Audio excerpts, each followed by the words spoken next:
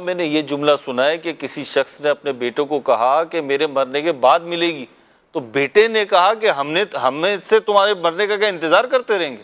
वालिदैन के साथ ऐसा नहीं करना चाहिए, लेकिन बच्चे करते क्यों हैं? वालिद के पास इतने पैसे हैं कि जिसके बच्चे मरने के बाद करोड़ों के हकदार बनेगा, अभी लाखों दिए उनको।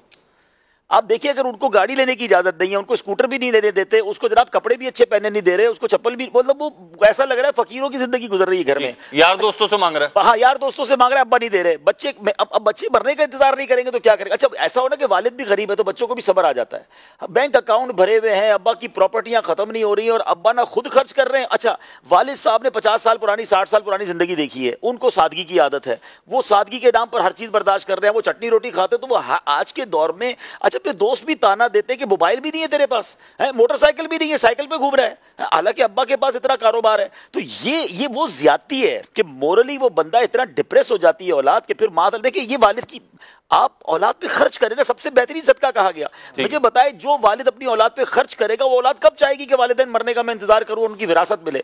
आपको अगर मरने के बाद भी तो इन्हीं को देना है ना जी, जाना ही आप नहीं भी दोगे। अच्छा, आप नाराज करके बाद में भी उनको मिलना है जी। तो जिंदगी में खुश करके नेकियां कमाए ना, अपने बच्चों पे खर्च करें, उन्हें मक्के मदीने ले जाएं, हज करवाएं, उम्रे करवाएं। अगर अल्लाह ने दिया है, खर्च करना नहीं है और क्या औलाद ऐसी बातें कर रही है, तो ये दोनों पहलू बड़े गौर तलब हैं कि बाज़ औक़ात औलाद, ये मेरे हिसाब से जो गलत औलाद होती है ना, जिसकी आदतें खराब होती हैं, अब जिसके नशा करना है, जुए खेलने, इसको करोड़ लाखों रुपए चाहिए, वो एक रात में उड़ा देता है, उसको वालिद रोक के रखता है और वो वालिद से लड़ रहा है, तो औलाद गलत है।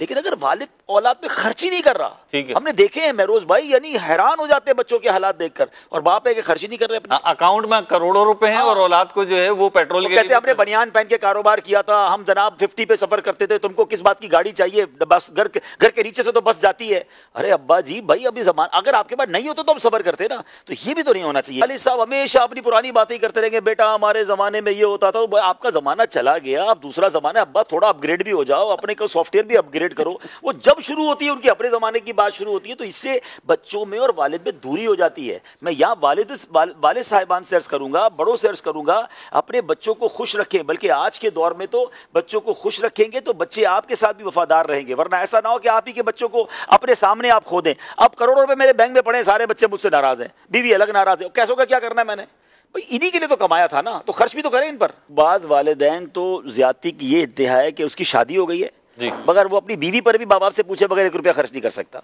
वो जेब में छुपा के मिठाई ला रहा है। या अल्लाह भाई, अब बीवी लाया तो मिठाई तो खिलाएगा ना उसको, वो माँ कह रही मिठाई क्यों लेकर आ गया उसके लिए, तुम्हारे अब्बा तो कभी नहीं लाते थे हमारे लिए।